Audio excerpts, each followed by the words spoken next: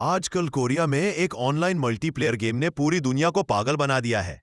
इस गेम की सबसे खास बात, हर प्लेयर अपना खुद का डंजन बना सकता है, अपने रूल्स के साथ, अपने हीरो के साथ और अपनी खुद की दुनिया में। और इसी गेम की लीडर बोर्ड के टॉप पे रहता है कांग चीवू, एक ऐसा प्लेयर जिसे लोग या तो चीटर समझते हैं या कोई एआई बॉट। वो इतना परफेक्ट खेलता है कि लगता है जैसे गेम उसके लिए बना नहीं, बल्कि उसने ही बनाया हो। लेकिन गेम के लिए उसकी ये दीवानगी असल में उसकी रियल लाइफ से भागने की कोशिश है। रियल वर्ल्ड में उसके पास कुछ भी कंट्रोल में नहीं है, ना लोग, ना सिचुएशंस, ना ही अपनी किस्मत। जब वो रोड पे खड़ा होता है, टेलीफोन पोल्स को देखता है और सोचता है, गेम में तो एक क्लिक में हिला देता, यहां कुछ कर ही नहीं सकता। और वो ट्रक जो सीधा उसकी तरफ आ रहा है, अगर ये गेम होता तो वो ट्रक को हवा में उड़ा देता। लेकिन रियल लाइफ में सिर्फ इंतजार, या तो ब्रेक लगे या जिंदगी खाता। लेकिन ट्रक रुक जाता है, वो बच जाता है, पर अंदर से एक और टुकड़ा उसका मर चुका होता है। ट्रक ड्राइवर गुस्से में ट्रक से बाहर हमारे गेमर को देखता है और गुस्से में कहता है, मरना है क्या, दिखाई नहीं देता क्या? लेकिन चीहू भी गुस्से में उसको बोलता है, चलने के लिए लाइट ऑन है, तुझे दिखाई नहीं देता क्या, अंधा कहीं का। और चला जाता है। उसी शाम एक इंसिडेंट उसकी जिंदगी बदल लेता है। एक छोटी सी लड़की, एक लटकता हुआ भरी आयरन पोल, और वो लड़की उसके बिल्कुल सामने खड़ी होती है, बिल्कुल बेपरवाह। कंग भागता है, लड़की को धक्का देता है और खुद उस पोल के नीचे आ जाता है। लेकिन मौत उसका भी एंड नहीं होती। जब वो आंखें खोलता है, वो एक काले वॉइड में होता है और सामने एक राक्षस जैसा भगवान जो कहता है, मौत सिर्फ शुरुआत है, अब असली रियलिटी शुरू होती है। एक पल में कंग ची वू की आत्मा ट्रांसफर हो जाती है, एक नए शरीर में, एक नई दुनिया में, एक नए नाम के साथ, केला। पर यह दुनिया किसी गेम जैसी नहीं है। यहां हर दर्द असली है, हर चोट जानलेवा। केला को समझ ही नहीं आता कि वो कहां है, और तभी एक तलवार सीधा उसके सीने के पार हो जाती है। खून बह रहा होता है, लेकिन वो मरता नहीं। अटैकर, एक क्रूएल लड़की किल्द्रा, जो खुद को उसकी बहन कहती है। पर यह बहन भाई का रिश्ता शिकार और शिकारी जैसा है। जैसे ही किल्द्रा उसे फिर से मारने आती है, एक तीसरा बंदा वहां आ जाता है, उनका बड़ा भाई। वो चिल्लाता है कि किल्द्रा फिर ओवर रिएक्ट कर रही है। फिर वो केला को एक पोषण देता है, कहता है ये तेरी मदद करेगा। लेकिन जैसे ही केला उसे पीता है, उसकी तबीयत और खराब हो जाती है। वो हीलिंग पोषण नहीं, जहर था। अब केला को समझ आ गया है, इस दुनिया में सबने मास्क पहना हुआ है, यहां उसका कोई नहीं है, वो सिर्फ एक मोरा है। और फिर कासल के गेट्स खुलते हैं और एक भरी आवाज गूंजती है, his majesty king Helcaun returns from the hero hunt. ये आदमी पूरा किंग वाइब्स में, रॉयल एटीट्यूड, लेकिन अंदर से निरा मर्सीलेस। और ये बंदा इन सब के बाप है। अब केला एक ऐसी दुनिया में फंस चुका है जहां गेम के रूल्स नहीं चल रहे, जहां असली पेन है, असली कंस्पिरेसीज है। और हां, एक लड़की जो शायद इस फैमिली में थोड़ी सी इंसेन है, शुरू हो जाती है माफी मांगने और सब कुछ केल के सिर डालने की कोशिश करती है। लेकिन डीमन किंग भाई, उसको तो कोई फर्क ही नहीं पड़ता। एक सेकंड में वो दोनों बच्चों के पास पहुंचता है, दोनों के गले पकड़ता है और इतनी जोर से दबाता है जैसे उनकी जिंदगी की आवाज उससे चुभ रही हो। उसके लिए उसके कैसल की वॉल्स में सिर्फ दो टाइप्स की आवाजें चलती हैं, या तो एक पावरफुल डीमन के जन्म की या किसी की दर्द भरी मौत की। बाकी सब बकवास है। दोनों सिबलिंग्स हाँप रहे होते हैं। केल को तब फील होता है, ब्रो ये तो मेरा बाप है और ये दोनों टॉक्सिक साइकोस मेरे भाई बहन है। और बिना वार्निंग के डीमन किंग केल को एक फ्लाइंग किक दे देता है। उस पर पैर रखता है जैसे केल कोई एम्प्टी कैन हो। केल की चीखें कैसल में गूंज जाती है। उस मोमेंट में उसे एक बात तो क्लियर हो जाती है, ये कोई ड्रीम सीक्वेंस नहीं है, ये रियलिटी है। वो किसी और दुनिया में रीइंकार्नेट हो चुका है। और worst part, he is the son of a sadistic demon Lord. कुछ फ्लैशबैक का दिखाते हैं। कायल एक छोटा बच्चा था, लेकिन उसकी लाइफ एक हेल थी। सिबलिंग्स उसे पंचिंग बैग की तरह ट्रीट करते थे। रो रो कर अपनी मां से शिकायत करता रहता था। बहन उसकी आंखों में पेंसिल घुसा देती थी। भाई तो खाने में जहर मिलाता था। और मां कहती थी, एक रियल डेमन बन, मार उन्हें। जैसे तेरा बाप बन गया डीमन किंग अपने 12 भाइयों को खत्म करके। और एक दिन उसने लिटरल सेंस में ये सिखा दिया, अपने बेटे के स्टमक में डैगर घुसा दिया ट्रेनिंग पर्पसेस। उसी मोमेंट से काइल की रियल नाइटमेयर लाइफ शुरू हो गई थी। केल ने झटके से आंखें खोली, पसीना पसीना। उसके पास एक मेड होती है, रेन, जो उसके उठने पर थोड़ा सा रिलीफ महसूस करती है। लेकिन केल क्लियरली समझ रहा है कि उसने जो देखा वो उस बॉडी के ओरिजिनल ओनर कैलान की यादें थी। उसके सभी वुंड्स मैजिकली हील हो चुके हैं, रिजेनरेशन पावर्स कंफर्म्ड। रेन बताती है कि वो काफी दिनों से बेहोश था, अब उसे फैमिली के साथ डिनर लेना है। रेन टेक्निकली उसकी पर्सनल सर्वेंट है, लेकिन उसका एटीट्यूड एक लॉयल सर्वेंट जैसा बिल्कुल भी नहीं है। She is more like a छोटी gang leader disguised as a maid. उसकी पास्ट मेमोरीज में रीन उसके साथ कभी रिस्पेक्टफुल नहीं रही। शी इज लेजी, केयरलेस और बिल्कुल भी लॉयल नहीं। केले को अब फील होता है कि इस बॉडी का असली ओनर काफी वीक था, तभी तो एक सर्वेंट भी उसके ऊपर एटीट्यूड मार लेती थी। सब उससे बुली करते थे। बेसिकली उसकी लाइफ पहले भी पैथेटिक थी और अब भी ज्यादा डिफरेंट नहीं लग रही थी। अब उठा है तो डाइनिंग पे जाना ही पड़ेगा। और जैसे ही वो डाइनिंग टेबल पे पहुंचता है, उसका बाप और सिबलिंग्स ऑलरेडी वहां होते हैं। डीमन किंग उसके लेट आने से फ्यूरियस हो जाता है। केल रिस्पेक्टफुली सॉरी बोलता है, लेकिन उसकी बहन काल्डेरा टेबल के नीचे से एक डैगर उसकी लेग में घुसा देती है और उसके बाद हंसने लगती है, जैसे कोई जू में एनिमल्स एंटरटेन कर रहे हो। उसकी सर्वेंट भी चिल कर रही है। केल दर्द में होता है, लेकिन फिर भी थैंक यू फॉर केयरिंग बोलता है। उसके फेस पे फेक स्माइल, दिल में लावा। वो पहला बाइट लेता है और तुरंत समझ जाता है कि यह खाना टॉक्सिक है। भाई टार्म ने यूजुअल स्टाइल में उसके लिए खराब फूड रखा है। आउटसाइड से कंसर्न वाला फेस, अंदर से डेविल। केल क्लियरली समझ गया है ये फैमिली नहीं, ये उसके एनिमीज है। Enough is enough. अब वो किसी का पंचिंग बैग नहीं बनेगा। अब वो खुद को अपग्रेड करेगा। पहले लाइफ में वो बस एक होपलेस गेमर था, टॉप मैप डिजाइनर था, लेकिन रियल लाइफ में एक लूजर। और उसकी मौत भी लूजर वाली थी, एक आयरन बार के नीचे दबा के, लाइक अ स्ट्रीट डॉग। लेकिन इस बार मैं वैसा एंड डिजर्व नहीं करता। और उसी मोमेंट वो अपना फूड प्लेटर उठाता है और अपनी बहन के मुंह पे दे मारता है। उसके बाद लेग से डैगर निकालकर टर्म पर थ्रो करता है। तेरा गिफ्ट तेरे पास ही रहे। सब शॉक्ड होते हैं। डेमन किंग कंफ्यूज होता है, ये लड़का कौन है। टर्म गुस्से में टेबल तोड़ देता है। सीन पूरी तरह से मैस हो जाता है। केल अंदर से खुश होता है, टेस्ट योर ओन पॉइजन। लेकिन डेमन किंग के रेग के आगे कोई कुछ नहीं कर सकता। वो केल को दोबारा धरती में दबा देता है। फिर भी इस बार केल चिल है। कुछ तो चेंज हो रहा है उसके अंदर, कुछ वियर्ड पावर राइज कर रही है। रेन उसे याद दिलाती है, demonic power lesson start now. केल उसकी आंखों में आंखों डाल के कहता है, अपनी बॉसी टोन बंद कर, वरना मैं नेक्स्ट खंजर तुझे दे दूंगा। रेन लिटरली शुक। केल ट्रेनिंग ग्राउंड पहुंचता है। इंस्ट्रक्टर बोलता है कल्डेरा और टर्म नहीं आए, बाकी स्टूडेंट्स रेडी है। लेकिन उन स्टूडेंट्स में से कुछ केल के ओल्ड बुलीज है। केलान की यादों में ये लोग उसका मजाक बनाते, उसे मारते और कहते थे प्रैक्टिस ही तो कर रहे हैं। अब केल सब कुछ क्लियरली देख रहा है। ये लोग सिर्फ दिखावा करते थे, ये ट्रेनिंग नहीं, ये टॉर्चर होता था। लेकिन इस बार वो केल नहीं जो पिछली बार था। केल कभी भी फाइट करने या डुएल कंटिन्यू करने के मूड में नहीं होता था। वो लोग हमेशा कोई ना कोई बहाना निकाल के उसे मारते रहते थे। केल के लिए एक बात बिल्कुल क्लियर हो गई थी, वो अपनी बॉडी का वीक मालिक नहीं था, बस उसका दिल थोड़ा ज्यादा ही सॉफ्ट था। अब जब उसका ये सॉफ्ट दिल टूट चुका है, तो केल नया प्लान बना रहा है। वो अपनी डीमन पावर्स का इस्तेमाल करेगा और सबको दिखाएगा कि असली कमजोर कौन है। जब क्लास शुरू होती है, टीचर अनाउंस करता है कि लास्ट क्लास की फाइटिंग सेशन कंटिन्यू करेंगे। एक रेड हेड स्टूडेंट बोलता है कि लास्ट टाइम वो और केल फाइट कर रहे थे। रेड हेड अपनी जुबान से केल को प्रोवोक करता है, पर यह उसकी बड़ी गलती साबित होगी। केल ने सोच लिया था कि इस बार वो उसे जरूर मजा चखाएगा।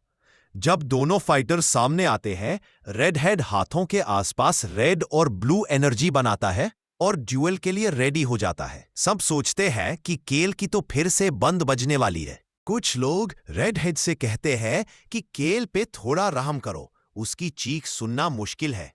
वैसे उस रेड हेड का नाम रुद है। केल नोटिस करता है कि ये लोग उसकी पुरानी जिंदगी के बुलीज जैसे हैं, जो उसे हमेशा याद दिलाते थे कि वो पहले कमजोर था। पहली जिंदगी में उसके पास पैसा नहीं था, ना ताकत, और लोग उसे नीचा दिखाते थे। लेकिन अब सब कुछ बदल गया है। केल इतना ज्यादा माना रिलीज करता है कि रुद डर के मारे फ्रीज हो जाता है। रुद के साथ साथ सभी जो केल से नफरत करते हैं अब डर के मारे थरथराने लगे हैं। रुद का चेहरा देखकर लगता है जैसे उसे बहुत बड़ा शौक लगा हो। इतना प्रेशर कि उसके पैर जमीन से चिपक गए थे। केल अपना हाथ बंद करता है और एक इतना जबरदस्त पंच मारता है कि रुद जमीन में घुस जाता है। वो सारे बुलीज जो पहले केल का मजाक उड़ाते थे अब चुप हो गए। टीचर भी परेशान हो गया था। केल ने इतना तेजी से पंच मारा कि रुद को रिएक्ट करने का मौका नहीं मिला। रुद का चेहरा पंच से पूरी तरह खराब हो गया। उसके सींग और दांत टूट गए थे और खून बह रहा था, लेकिन केल मजाक नहीं कर रहा था। यह पंच एक मैसेज था कि केल कोई कमजोर या डरा हुआ लड़का नहीं। वो डीमन किंग का बेटा है और वो किसी को भी अपनी रॉयल फैमिली के बारे में बदतमीजी करने नहीं देगा। रुद माफी मांगता है क्योंकि वो सच में मरना नहीं चाहता। केल यूज एक डेथ स्टेयर देता है, इस बात की गारंटी देते हुए कि रुद दोबारा ऐसी हरकत नहीं करेगा। बाकी सारे बुलीज डर के मारे कंप रहे थे। उन्हें यकीन नहीं हो रहा था कि ये वही लूजर केल है जिसे वो हमेशा बुली करते थे। अब केल एक सिग्मा लेवल पे पहुंच गया था। उसकी प्रेजेंस ही टीचर को डराने के लिए काफी थी। केल अपने यूजलेस टीचर की तरफ देखता है और कहता है, क्लास को वैसे ही कंडक्ट करो जैसे करनी चाहिए। पीछे खड़ी रेन भी केल के इस नए रूप को देखकर हैरान रह गई। पहली बार उसे शक हुआ कि कुछ तो सही नहीं चल रहा। और इंटरेस्टिंग बात यह थी कि डीमन किंग बालकनी से पूरा ड्रामा देख रहा था। फिर सब डीमन इंग के कासल में वापस आए, जहां केल के भाई बहन गुस्से में थे। काल्देरा आग बमसूला हो चुकी थी क्योंकि उस छोटे से शैतान ने उसके मुंह पर पॉइजनस सूप फेंका था। टर्म भी उस जिल्लत को नहीं भूला जो उसने झेली थी। अभी के लिए टर्म अपनी बहन को शांत रहकर रिकवर करने को बोलता है क्योंकि उसके पास केल जैसे रीजेनरेटिव पावर्स नहीं है। ये बात काल्देरा को और गुस्सा दिलाती है और वो गुस्से में चीजें इधर उधर फेंकती है।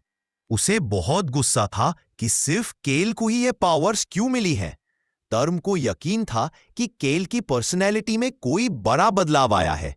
वो बार बार उस सीन के बारे में सोच रहा था जब केल ने टेबल उल्टा किया था और बिना डरे अनाउंस किया था कि अब सब अपने अपने कमरों में खाना खाएंगे।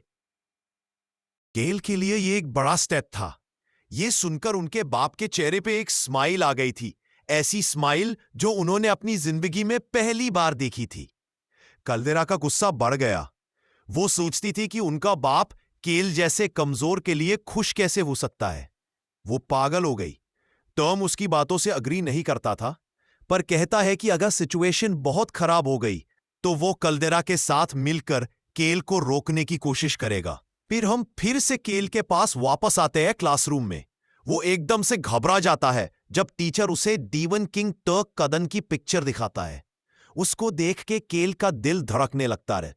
टीचर बताता है कि टर्क अपनी टाइम का सबसे पावरफुल डीमन था, पर हेवन गिल्ड की एक साजिश की वजह से गिर गया। तब से हर गिल्ड डीमन किंगडम पे अटैक कर रहा है, सोचकर कि वो पहली बार डीमंस को खत्म कर देंगे। केल को केन की यादें याद आती है, जिसकी वजह से वो इन गिल्ड्स के बारे में पहले से जानता था। इन गिल्ड्स की वजह से केल कभी कैसल से बाहर नॉर्मल जिंदगी नहीं जी पाया। वो अपनी जिंदगी हमेशा डर के साये में गुजारता रहा। टीचर बताता है कि हेवन गिल्ड की सपोर्ट से ये सब लोग डीमन किंगडम पे अटैक करने की तैयारी कर रहे हैं। इसलिए किंग को मदद करने के लिए टीचर हर स्टूडेंट से कहता है कि वो कॉम्बैट ट्रेनिंग में दिल से मेहनत करे। हर स्टूडेंट डीमन किंग के लिए जोश के साथ चीखता है। केल कैसल के सबसे ऊपर बैठकर अपनी किंगडम को देखता है। केल यहां फंसा हुआ है। वो जानता है कि अगर यही रुक गया तो अपने भाई बहनों के झगड़ों में उलझकर अपनी जान भी गंवा सकता है। उसका मन एक रास्ता ढूंढने का है जिससे वो यहां से बाहर निकल सके। रेन ने उसे बताया था कि उसके पिता 3 दिन बाद अपने अगले हीरो हंट मिशन पर कैसल छोड़कर जाने वाले हैं। केल ने रेन से पूछा क्या तुम्हें पता है कैसल की सबसे बड़ी कमजोरी क्या है? नहीं, मुझे नहीं पता। क्यों? केल ने गंभीर होकर कहा, यहां कोई मैप मेकर नहीं है जो हमें बैटलफील्ड की सही जानकारी दे सके। गिल्ड के लोग उन जगहों का फायदा उठा रहे हैं जिनके बारे में हमें कुछ पता नहीं।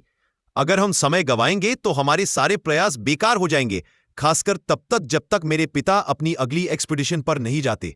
तभी केल ने फैसला लिया कि वो पूरे इलाके का एक पूरा मैप बनाएगा। उसे यकीन था कि इसे वो अपने पिता की मदद कर सकेगा और अपने इलाके के आसपास छिपे खतरों को खत्म कर पाएगा। पहले भी केल ने कई बार भागने की कोशिश कर चुका था, लेकिन असफल रहा था। लेकिन इस बार उसने प्लान पूरा करने की ठानी थी, क्योंकि उसे अपनी पुरानी दुनिया की तुलना में यहां ज्यादा आजादी मिली थी। अचानक केल रेन की तरफ मुड़ा और कहा, जल्दी से कैसल के बेसमेंट में एक गुप्त दफ्तर बना लो। मुझे एक ऐसी जगह चाहिए जहां मैं अपने प्लान पर बिना किसी के ध्यान के काम कर सकूं। यह पूरी बात रहस्यमयी और छुपी होनी चाहिए। लेकिन केल नहीं जानता था कि डीमन किंग को उसकी योजना का पता लग चुका है। किंग पूरी तरह आश्वस्त था कि केल उसकी नजरों से बच नहीं पाएगा, इसलिए वो जल्दी से अपना खुद का प्लान बनाने लगा। अगली सीन में हम देखते हैं कि केल काफी निराश है। रेन ने जो जगह उसके लिए चुनी थी वो बिल्कुल वैसी नहीं थी जैसे केल सोच रहा था। वो जगह कोई आलीशान ऑफिस नहीं, बल्कि एक साधारण स्टोर रूम जैसी थी। ये किंग के बेटे के लिए बिल्कुल भी ठीक नहीं थी।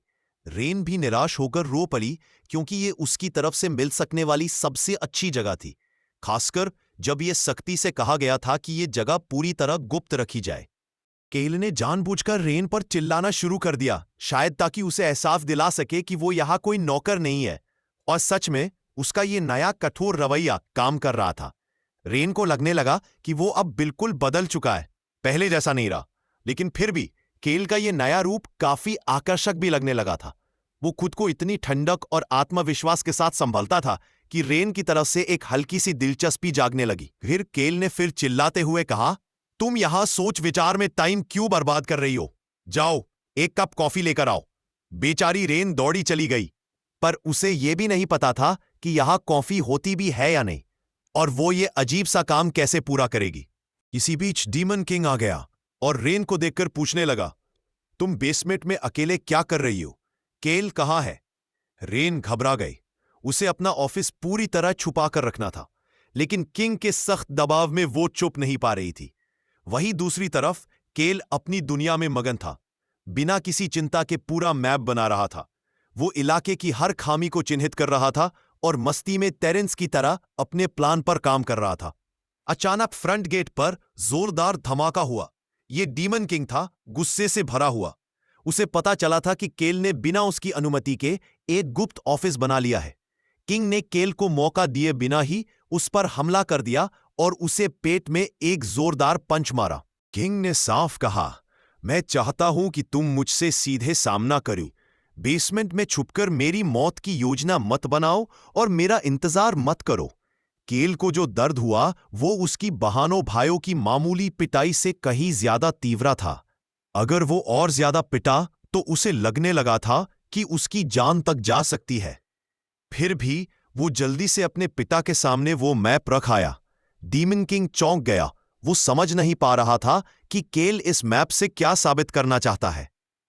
केल टूटा हुआ सा बोलने लगा, कैसल अपने आसपास के खतरे को नहीं समझ पा रहा। ये मैप दिखाता है कि हमारे इलाके के कौन कौन से हिस्से सबसे ज्यादा जोखिम में है।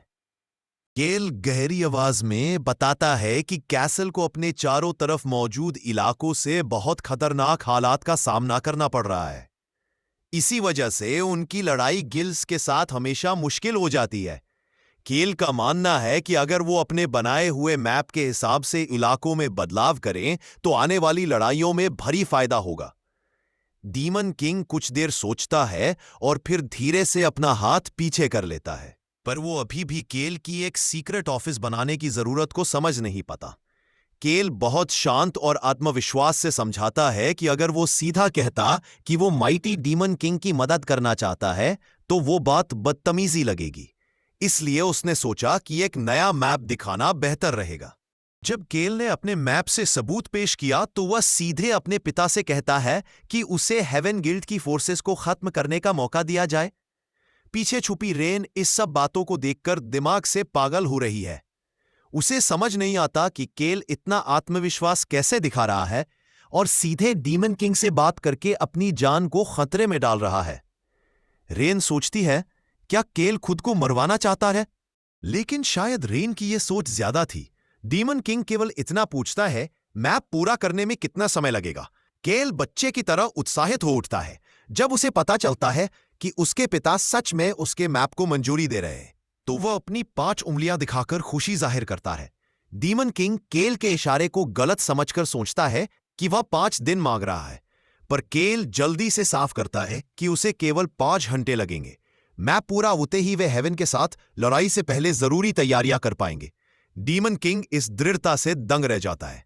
आखिरकार वह मुस्कुराता है और केल को सारी जरूरी अनुमति दे देता है, लेकिन चेतावनी भी देता है, अगर तू सिर्फ बातों का खिलाड़ी निकला और काम नहीं किया तो अपनी जान गंवाने के लिए तैयार रह। इतना कहकर डीमन किंग चला जाता है।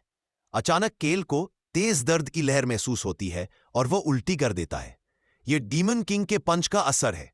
गंभीरता से केल सोचता है कि अगर इसने खुद को साबित नहीं किया होता तो शायद उसका अपना पिता ही उसे मार डालता। इस बीच रेन को थोड़ी राहत मिलती है कि उसका मास्टर डीमन किंग के साथ सफल डील कर पाया, लेकिन तुरंत ही उसे डांट पड़ती है कि क्यों ऐसे फ्री खड़ी है।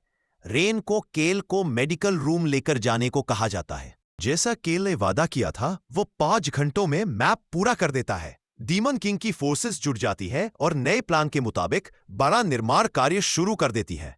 मेजर्स निर्माण क्षेत्र के बाहर इल्यूजन मैजिक का इस्तेमाल करते हैं ताकि दुश्मन को तैयारियों का पता न चल सके। जैसे केल ने हर गेम मैप को मास्टर किया था, यह नया मैप भी पूरी तरह सफल होता है। अब हम हेवन गिल्ड की असेंबली में पहुंचते हैं, जहां मास्टर हार्मेस अपने कैंप को बताते हैं कि डीमंस अपने आसपास के इलाके को अपने फायदे के लिए बदल रहे हैं। उन्हें पता चला है कि डीमंस इल्यूजन मैजिक का भी उपयोग कर रहे हैं। एक जूनियर पूछता है, क्या हमें अभी अटैक करना चाहिए ताकि डीमंस की तैयारियों को नष्ट किया जा सके? मास्टर शांत होकर जवाब देते हैं, नहीं, मेरे हिसाब से अब अटैक करने का कोई फायदा नहीं। वे पहले ही बहुत देर हो चुकी है। हमें अपने मूल योजना पर टिके रहना होगा। 3 दिन में तालुआ का सबसे ताकतवर स्क्वाड एल्सन आएगा। तालुआ पिछले कई वर्षों से तैलसन को तैयार कर रहा है और अब यह एलीट स्क्वाड अपनी पूरी ताकत पर है। मास्टर को पूरा भरोसा है कि ये परेशान करने वाले डीमंस इस एलीट स्क्वाड को हरा नहीं पाएंगे। दूसरी ओर तैलसन स्क्वाड पूरी गति से डीमन किंग के कासल की ओर बढ़ रहा है। उन्हें यकीन है कि वे 2 दिन में वहां पहुंच जाएंगे। इस स्क्वाड का नेतृत्व कर रहा है जनरल किलमन, जो जोश से भरपूर है।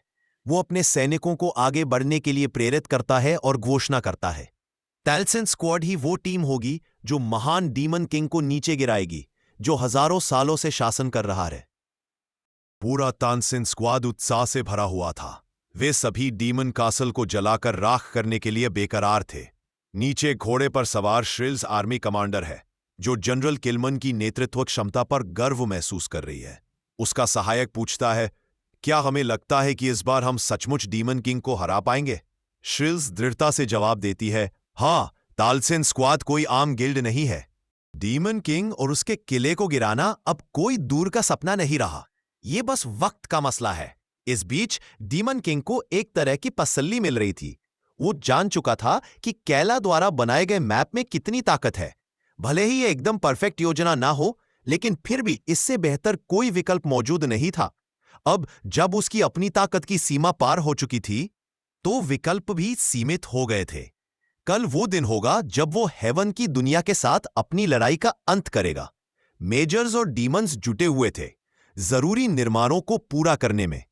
कैला ये सब प्रगति देख रहा था और उसे एहसास हुआ कि गेम की दुनिया में मैप बनाना और असल दुनिया की जमीन को मोड़ना 2 अलग ही अनुभव है। फिर भी अपनी ताकत से जमीन को नया आकार देने का अपना ही मजा है। अब बस इंतजार था उस लड़ाई का जो कल शुरू होगी। और अंततः वो महायुद्ध शुरू हो गया। हेवन की फोर्स पूरी ताकत के साथ एकत्र हो चुकी थी। वहीं तालसन स्क्वाड अपने कैंप में तैयार था। सैनिक तालसन का नाम लेकर जोश से चीख रहे थे। गिल्ड मास्टर हर्मेसन कमांडर किलमैन से मिला, जो बेताबी से डीमन किंग के क्षेत्र की ओर बढ़ने को तैयार था। उसने किलमैन को हुक्म दिया कि इस बार दुश्मन को जड़ से खत्म कर दिया जाए। सैनिकों ने हथियार उठाए और एक साथ एक ताकतवर युद्ध नारा दिया। पर अचानक किलमैन और हरमिसन के पैरों के बीच एक चमकीला नीला गोला उभरा जो किसी तरह के पोर्टल की तरह तेजी से फैलने लगा। किलमैन ने चिल्लाकर कहा, तैयार हो जाओ, दुश्मन के अचानक हमले का सामना करो, डिफेंस की पोजीशन बनाओ। नीली ऊर्जा के बीच से डीमन किंग हेल के एल्डन के रूप में प्रकट हुआ। सवाल यह था कि वो सामने क्यों आया। थोड़ा पीछे चलते हैं। फ्लैशबैक में कैला अपने पिता को बताता है कि इसने वो जादुई बैरियर हटा दिया है जो हेवन की निगरानी जादू को उनके किले पर केंद्रित करता था। इसका मतलब अब डीमन किंग बिना किसी रोक टोक के कहीं भी टेलीपोर्ट कर सकता है। जल्द ही वो हेवन के मुख्य बेस के केंद्र में होगा। लेकिन उसकी बेटी कल्डेरा इसे एक बड़ा खतरा समझती है। वो कहती है, दुश्मन के मुख्य ठिकाने में सीधा प्रवेश करना बड़ा जोखिम है। टार्म भी इस कदम को खतरनाक मानता है। डीमन किंग इस आलोचना से नाराज हो जाता है। उसे ऐसा लगता है कि उसके अपने बच्चे उसकी क्षमता पर शक कर रहे हैं। दोनों भाई बहन उसकी तीखी आवाज से कांपने लगते हैं। उनका असली मतलब था कि वो पूरी तरह स्वस्थ नहीं है और इस जोखिम से बचना चाहिए। लेकिन डीमन किंग का गुस्सा उस हद तक बढ़ चुका था कि वो उन्हें चुप करा देता है और कहता है, फैसला केवल मेरा होगा कि सही क्या है। उसने मन बना लिया है। असॉल्ट की शुरुआत। वापस वर्तमान में डीमन किंग शपथ लेता है कि वह हर दुश्मन को मिटा देगा। दूसरी ओर किलमैन भी पक्का यकीन रखता है कि डीमन किंग को इसका खामियाजा भुगतना पड़ेगा। वह तुरंत अपने तालसन स्क्वाड को फायरिंग कमांड देता है। इसी दौरान कैला अपनी पूरी सेना को रणनीतिक रूप से वहां तैनात कर चुका है जहां उसे चाहिए। पूरी तैयारी के बाद वह अपने सैनिकों को आगे बढ़ने का आदेश देता है। आक्रामक सेना चीखती हुई बढ़ती है, जबकि हेवन के सैनिक अपनी जादुई आक्रमण तकनीकों का इस्तेमाल कर रहे थे। लेकिन अचानक जमीन से एक साथ कई डीमंस निकलकर इंसानों पर हमला बोल देते हैं। कैला ऊपर से इस लड़ाई को देख रहा था। नीचे खून खराबा हो रहा था, लेकिन उसके चेहरे पर एक संतुष्ट मुस्कान थी। उसे भरोसा था कि सब कुछ उसकी योजना के अनुसार हो रहा है। जैसे ही कैला अपनी रणनीति की कामयाबी का आनंद ले रहा था, उसके भाई बहन उसके पास आते हैं। यह साफ था कि वे अब उसके सबसे बड़े दुश्मन बन चुके हैं।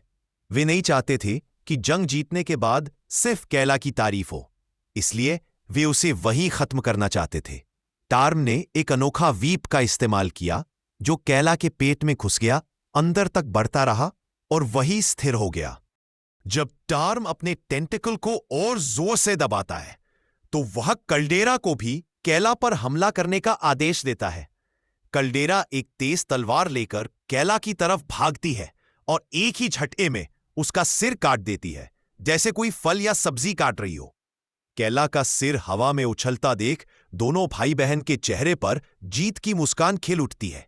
भले ही कैला की अद्भुत रीजेनरेशन पावर हो, लेकिन वे सिबलिंग्स निश्चित थे कि इस बार वह अपनी जान नहीं बचा पाएगा।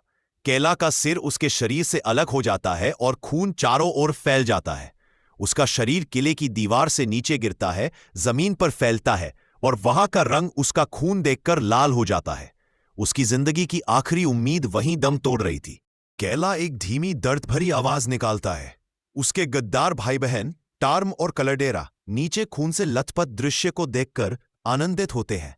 लेकिन जब टार्म अपने पिता की मदद के लिए पीछे मुड़ने वाला होता है तो कल्डेरा अपनी तलवार लेकर उसके कमजोर जगह पर तेज वार कर देती है।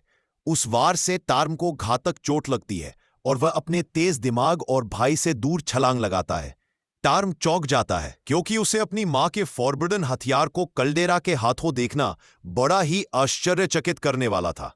पागलपन की हद तक कल्डेरा नियमों की परवाह नहीं करती कि कुछ हथियार फॉरबिडन होते हैं और उन्हें इस्तेमाल नहीं करना चाहिए। लेकिन वह तो डीमन है। अगर वह बाकी सभी प्रतिस्पर्धियों को खत्म कर देती है तो अकेले वही सक्सेसर बच पाएगी। आज के लिए बस इतना ही। आगे की स्टोरी के लिए करें कमेंट। प्लीज लाइक, सब्सक्राइब और शेयर करें वीडियो। धन्यवाद, थैंक्स और सायोनारा।